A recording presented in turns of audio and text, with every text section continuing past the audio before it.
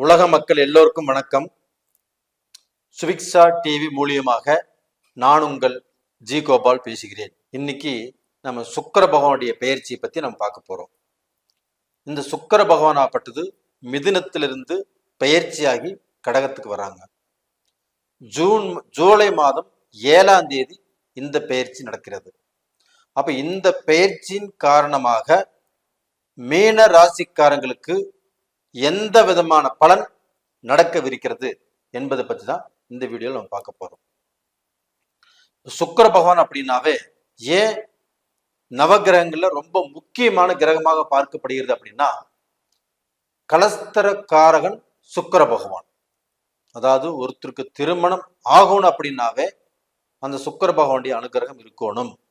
அது மட்டும் இல்ல, திருமணம் ஆனால் மட்டும் முக்கியம் இல்லை, திருமணம் ஆகி அந்த கணவரையும் அந்த குடும்பத்தையும் நல்ல முறையாக கவனித்து ஒரு சந்தோஷமான வாழ்க்கை வாழணும்னாலும் இந்த சுக்கிர பகவான் தான் ரொம்ப ரொம்ப முக்கியம். இது போக அவங்க ஒரு சுகபோக வாழ்க்கை வாழணும், கார் வச்சுட்டு வாழணும், ஒரு பங்களா வச்சுட்டு வாழணும், நல்ல ஹையஸ்டான லைஃப் வாழணும், வெளிநாடு போகணும், நல்லா சுத்தி பார்க்கணும், நல்ல ஒரு ஆடம்பர பிரியரா இருக்கணும்னா இதற்கும் சுக்கிர பகவான் தான் காரணம். இது போக நாம ஒரு சந்தோஷமான வாழ்க்கை வாழணும் அப்படின்னாலும் இதற்கு காரணமும் சுக்கிர பகவான் தான். அதனாலதான் நவகிரகங்கள்ல சுக்கிர பகவான் இவ்வளவு முக்கியமாக கருதப்படுகிறது. அதனால இந்த சுக்கிர பகவானுடைய பெயர்ச்சியை நம்ம ரொம்பவுமே கணிச்சு இந்த பதிவு போடுறோம். இந்த பதிவு ரொம்ப முக்கியமான பதிவு. நீங்க எல்லாரும் பாருங்க, பலன் பெறுங்கள். அது போக நிறைய பேர்த்துக்கு நம்ம மீனராசிக்கு நிறைய பதிவுகள் போட்டு இருக்கிறோம். அதுல ஒவ்வொரு பதிவையும் நிறைய பேர் பார்க்குறீங்க, சப்ஸ்கிரைப் பண்ணுறீங்க, லைக் பண்ணுறீங்க, ஷேர் பண்ணுறீங்க. உங்கள் எல்லாத்துக்குமே என்னுடைய மனமார்ந்த நன்றிகள். இது போக ஒரு சிலர் ஆகப்பட்டது பார்த்துட்டு அதை சப்ஸ்கிரைப் பண்ணாமல் போயிடுறீங்க. நீங்கள் மறந்துருக்கலாம். நீங்கள் சப்ஸ்கிரைப் பண்ணுனா முன்னமே அது எங்களுக்கு ஆறுதலாக இருக்கும். சரி, இப்போ இந்த மீனராசி, இந்த மீனராசியில் ரேவதி நட்சத்திரம் 4 பாதங்களும், உத்திராட்டாதி நட்சத்திரம் 1, 2, 3, 4 பாதங்களும், பூரட்டாதி 1 பாதமும் 9 பாதமும் அடங்கியதுதான் இந்த மீனராசி. அப்ப இந்த மீன ராசியில் இருக்கக்கூடிய நட்சத்திரங்களுக்கு இந்த சுக்கிர பகவானுடைய பெயர்ச்சி எப்படி இருக்கும்? இது ரேவதி நட்சத்திரம், புதன் பகவானுடைய நட்சத்திரம். அப்ப இந்த புதன் பகவான் ஆப்பட்டது 4ஆம் இடத்து ஆதிபத்தியமும் 7ஆம் இடத்து ஆதிபத்தியமும் மீனராசிக்கு பெறுகிறது. அப்ப அந்த 4ஆம் இடத்து அதிபதி புதன் பகவான் பெயர்ச்சியாகி 5ஆம் இடத்துக்கு வர்றாங்க. சூப்பருங்க. இந்த 5ஆம் இடமே மீன ராசிக்காரங்களுக்கு ஒரு சூப்பரான இடம். அப்ப அந்த 5ஆம் இடத்துக்கு 4, 7 கூடிய கிரகம் பெயர்ச்சியாகி வருவது ஒரு அட்டகாசமான சான்ஸ். எப்படின்னா, உங்களுக்கு யாராருக்கு மீனராசியில கல்யாணம் ஆகி புத்திர பாக்கியங்கள், குழந்தை செல்வங்கள், அந்த மழலை செல்வங்கள் இல்லாம வருத்தப்பட்டு இருக்கிறீங்களோ அவங்களுக்கு இந்த பீரியட்ல கண்டிப்பாக கருணிக்கும். அப்படி இல்லைன்னா நீங்க ஹாஸ்பிட்டல்ல வைத்தியம் பார்த்து ட்ரீட்மெண்ட் ஆரம்பிக்கிறக்கும் இது அற்புதமான ஒரு மாதம். இது ஃபர்ஸ்ட் நல்ல பாயிண்ட். இது போக இப்ப மீனராசியில பிறந்தவங்களுக்கு நிறைய பேருக்கு வேலை இல்லை, அவங்க வாழ்க்கையில சலிப்பு சங்கடம், அதுபோக உயர் பதவியிலிருந்து அவங்க பார்க்க போனா செய்யாத தப்பு செஞ்சேன்னு சொல்லி கீழே இறங்கி வீட்டுக்கு வந்துட்டாங்க. இப்ப வேலை இல்லாம ஒரு சிலர் இருக்கிறாங்க. அப்போ அவங்களுடைய திறமை என்ன, அவங்களுடைய அறிவு என்ன, அவங்களுடைய பலம் என்ன, இதை புரிந்து கொள்வதற்குண்டான ஒரு அருமையான டைம் தான் இந்த புதன் பகவான் 5ஆம் இடத்துக்கு வந்தது. அப்ப அந்த 5ஆம் இடத்துல அந்த புதன் பகவான் இருக்கக்கூடிய காலகட்டத்தில் கண்டிப்பாக வேலை இல்லாம இருக்கிறவங்களுக்கும், வேலையில பிரச்சனையாகி வந்தவங்களுக்கும், அது போக செய்யாத தப்பு செஞ்சேன்னு சொல்லி அந்த வேலையில இருந்து விலக்கப்பட்டவங்களுக்கும், இப்ப சஸ்பெண்ட் ஆகி இருக்கிறவங்களுக்கும் இந்த பீரியட் உங்க மேல இருக்கக்கூடிய களங்கம் நிவர்த்தி ஆகக்கூடிய ஒரு காலகட்டம்.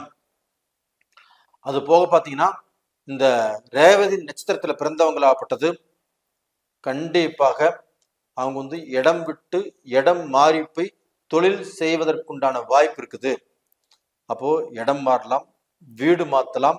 இப்ப கணவனும் ஒரு பக்கம், மனைவி ஒரு பக்கம் இன்னைக்கு இருந்து வேலை செஞ்சுட்டு இருக்காங்கன்னா, இவங்க 2 பேரும் ஒன்று சேர்ந்து ஒரு இடத்துல வாழ்க்கை நடத்தக்கூடிய அளவுக்கு வாய்ப்புகள் உருவாகும். அப்ப டோட்டலா பாத்தீங்கன்னா இந்த விதமான மாற்றங்கள் இப்ப நடக்கிறதுக்கு வாய்ப்புகள் இருக்குது.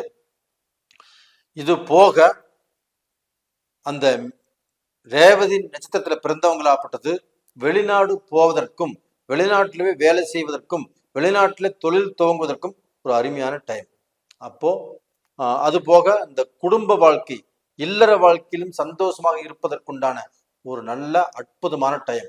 ஏன் சொல்றேன்னா, அந்த 7ஆம் இடத்ததிபதி புதன் பகவான், அந்த 7ஆம் இடத்தையும் குரு பகவான் 5ஆம் பார்வையாக பார்க்கிறாங்க. அப்ப அந்த குரு பகவானுடைய அனுகிரகமும் நல்லா இருக்குது, அந்த புதன் பகவானுடைய அனுகிரகமும் நல்லா இருக்கிறதுனால அவங்க குடும்ப வாழ்க்கை, அந்த குடும்பத்துல சந்தோஷங்கள், அந்த குடும்பத்துல பிரிந்து போனவர்கள் ஒன்று சேர்வதற்குண்டான ஒரு சூழ்நிலையும் கண்டிப்பாக அமையும். அந்த குடும்பத்துல நிம்மதி சந்தோஷங்கள் கண்டிப்பாக பிறக்கும்.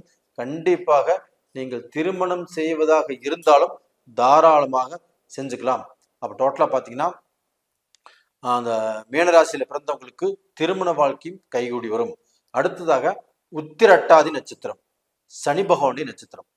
அப்ப அந்த சனி பகவானுடைய நட்சத்திரத்துல பிறந்தவங்க, அந்த சனி பகவான் எங்க இருக்கிறாருன்னா உங்களுடைய ராசிக்கு 12ஆம் இடத்துல இருக்கிறாங்க. அப்ப அந்த 12ஆம் இடத்துல சனி பகவான் இருந்தால் சுப விரயங்கள் ஆகும். அப்ப நீங்க நினைச்ச மாதிரியான செலவு செய்ய முடியாது, நீங்க நினைத்ததை செஞ்சு அழகு பார்க்க முடியாது. நீங்க ஒண்ணு நினைச்சா அது ஒண்ணு நடக்கும். ஆனால் அந்த சனி பகவானும் வக்கரமாயிட்டாங்க. அப்புறம் வக்கரமாயிட்டாங்கன்னா அது உல்டா, அது ரிவர்ஸான பலன் தான் கொடுக்கும். அப்ப டோட்டலா பாத்தீங்கன்னா உங்களுக்கு இப்ப 7.5 சனி ஆரம்பிச்சிருக்குது அப்படின்னா, இந்த 7.5 சனியின் மூலியமாக குடும்பத்தில் கஷ்டங்கள், நம்பினவங்க மோசம் பண்ணிட்டாங்க, எனக்கு தொழில் அமையல, இந்த மாதிரி பிரச்சனைகளை நீங்கள் அனுபவித்து வந்துட்டு இருந்தாலுமே இப்ப அந்த சனி பகவான் வக்கரமானதுனால உத்திரட்டாதி நட்சத்திரத்துல பிறந்தவங்களுக்கு கண்டிப்பாக நல்ல பலன் கிடைக்கும். அப்ப இந்த 7.5 சனி இந்த பீரியட்ல பாதிக்காது, இது உறுதி.